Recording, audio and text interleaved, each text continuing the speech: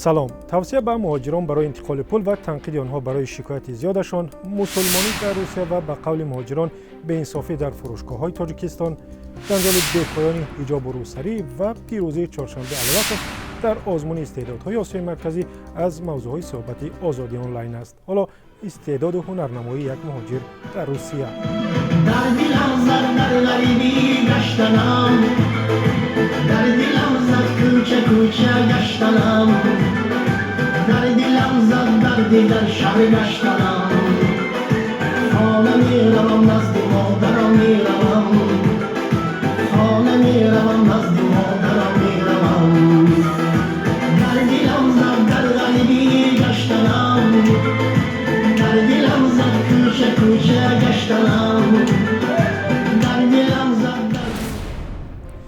اما مؤلف این ویدیو که گرفتیم برعکس مهاجران را تنقید کرد که فقط به شکایت مشغولند و میگوید اگر اندک آموزند زندگی و کارشان آسان می شود، از جمله در فرستادن پول. این مغازه در سوچی کار میکنیم، ما مهاجریم، کارا نفت، همه سوز، همه نفت، همه آدمایی که بسیار چی میکنن که وای زلاتای کرونا ایخیل، زلاتای کرونا ایخیل، تاجیکستان تلفن کنین یک کارتای دیگر کشورن، تمام یکون پرابلم بود میشه. چی قدر همین یک بی‌سوادی آدما را نشان میده. ویدیوهای جالبی دیگر داریم که در پایان برنامه با هم میبینیم، ولی حالا از بحث بی پایان حجاب و روسری در تاجیکستان.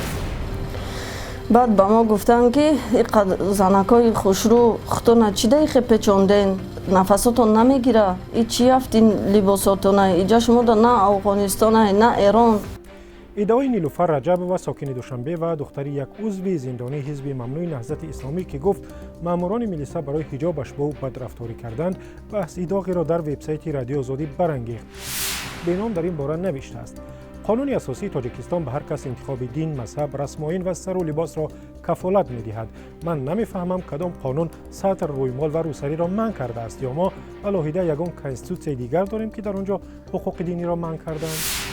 کاربر با نام انتی دروغ مقامات رسمی تاجیکستان را به آن متهم کرده است که مانع حجاب پوشی می‌شوند و آشکارا رد می‌کنند که چنین کاری نکردند. او نوشته است برای چی شرم نداشته دروغ می‌گوید.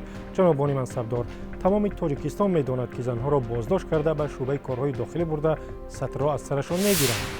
شریف نام کاربر اجازه ندادن حجاب و روسری را در تاجیکستان کاری درست نامیده و با مراجعت به زنان در کشور گفته است: ببینید در ایران زنها را مجبور سطر میپوشانند و زنها سطرهای خود را گرفته در سر چوب پرچم کردند و آزادی زنها از دست آخوند میگویند. زنهای تاجیک باید به قدر این آزادی که زنان ایران ندارند برسند.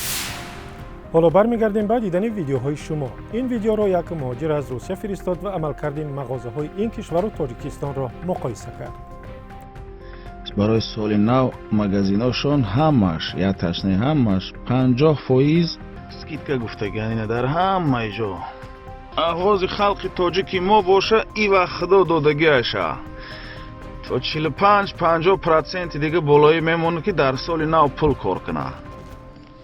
حالی در نوروزی ما باشه یا مراجنی که هستم را 3.5 سومون کده میفروشیم. یک موضوعی که هیچ بحث نداشت و فقط گفتن تحسین آفرین بود، موضوع پیروزی نماینده تاجیکستان چهارشنبه علواتوف در آزمون استعدادهای آسیای مرکزی بود. همه چی در اینستاگرام چی در فیسبوک و وبسایت رادیو آزادی چهارشنبه را آفرین و بارکالله و احسن گفتند. خلق من نمی بود، من با همین روز میسر نمیگشتم و من همه خلق خودم رو دوست می‌دارم. صبری رحمانی در فیسبوک نوشته است: چقدر احساس دیواراست وقتی تاجیک از منبرهای جهانی سزاوار بهای عالی می‌گردد، نوابسته از هنر و استعداد. آفرین، موفق و سربلند باشید. کاربر با نام گرد هستم عین گپ را در وبسایت ما نوشته و گفته است: صحنه را به تکان آوردید، هنرنمایی دسته پدیده هم بد نبود. احسن، راستی من از شادی گریستم. شما چی میگویید و یا میخواهید بگویید؟ نظرتون را ثبت کنید و به شماره‌ای که میبینید بفرستید. این رقمی مخصوص برای ویدیو، عکس و خبرهای شماست. واتساپ، وایبر، تلگرام و ایمو هم داریم. تا دیدار در برنامه دیگر.